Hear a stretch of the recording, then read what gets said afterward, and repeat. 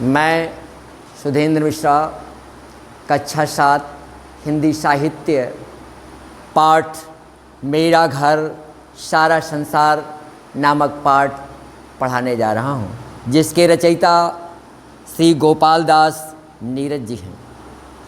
प्रस्तुत पाठ में गोपाल दास नीरज जी ने इस संपूर्ण संसार को अपना घर बताया है, अर्थात ये संपूर्ण संसार हमारे घर की तरह है और जितने भी लोग हैं वो हमारे भाई बहन की तरह हैं।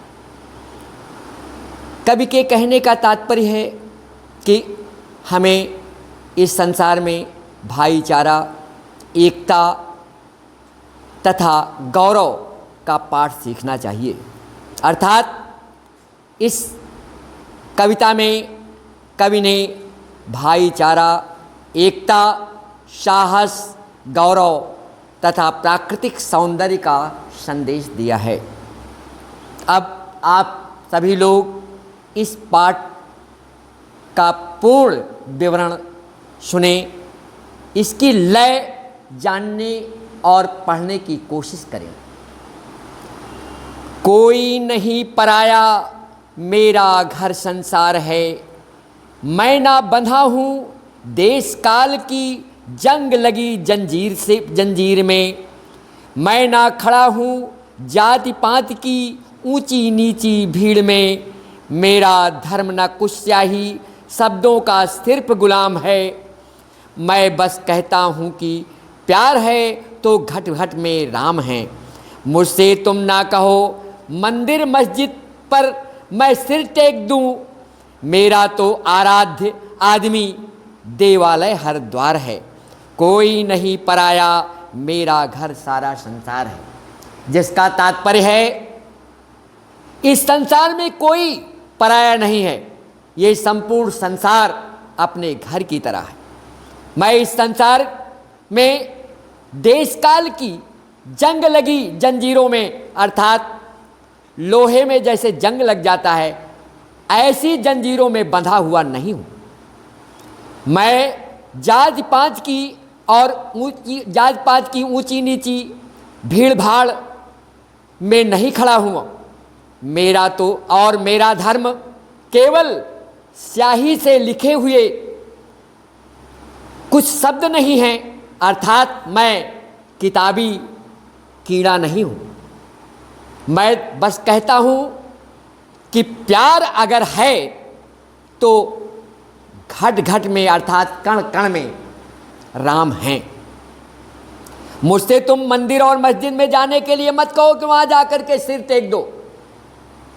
मेरा तो केवल आराध्य अर्थात पूजनीय मानव है और हर मंदिर का द्वार है, अर्थात देवालय देव धन आलय दो शब्दों के मेल से बना है, जिसका तात्पर्य है मंदिर का हर द्वार मानव है।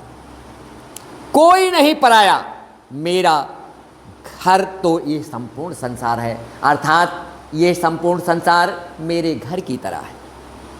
कहीं रहें कैसे भी मुझको प्यारा यह इंसान है, मुझको अपनी मानवता पर बहुत बहुत अभिमान है।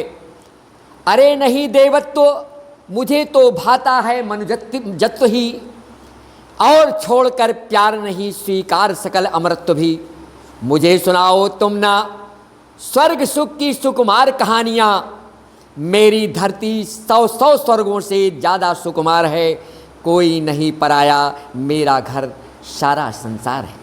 जिसका तात्पर्य है हम किसी भी जगह रहें, कैसे भी रहें, मुझको केवल इंसान प्यारा है, अर्थात मानवता से प्रेम है।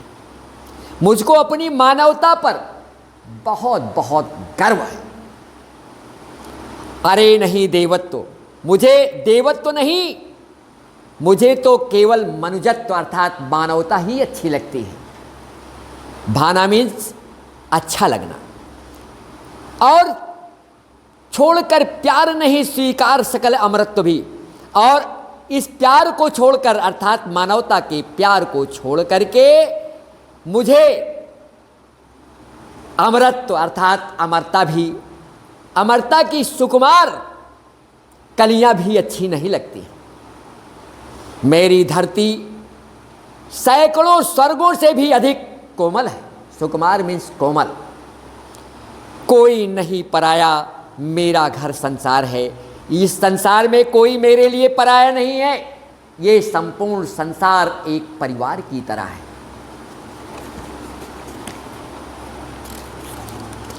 मैं सिखलाता हूं कि जियो और जीने दो संसार को।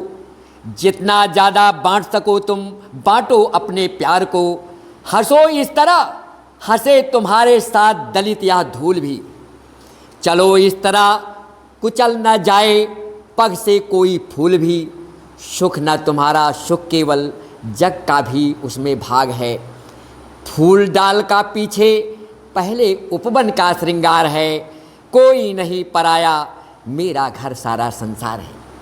मैं आपको सिखाना चाहता हूँ कि आप स्वयं जियो और दूसरों को भी जीने दो। जितना प्रेम बांट सको उतना प्रेम बांटिए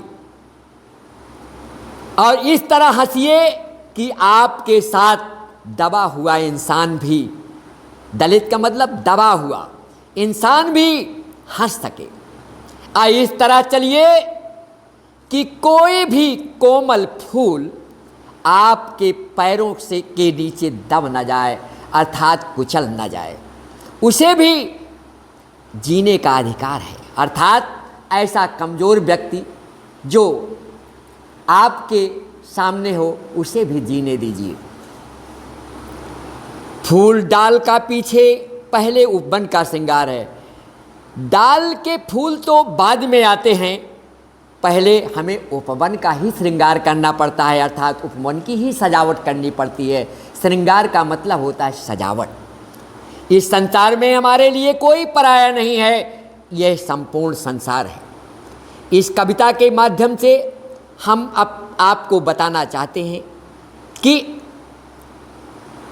आपको मानवता से प्रेम करना चाहिए अर्थात संपूर्ण संसार रूपी बगीचे की सजावट कर देनी चाहिए ताकि ये हमेशा हमेशा के लिए शोभायमान होता रहे। इस पाठ का भावार्थ आपको अच्छी तरह से बताया गया। आप सभी लोग इस पाठ का भावार्थ लिखने का प्रयास करें और प्रश्नोत्तर अपने आप से करने का प्रयास करें। यदि इसमें किसी प्रकार की गड़बड़ी होगी तो मैं उसे स्पष्ट करने का प्रयास करूंगा।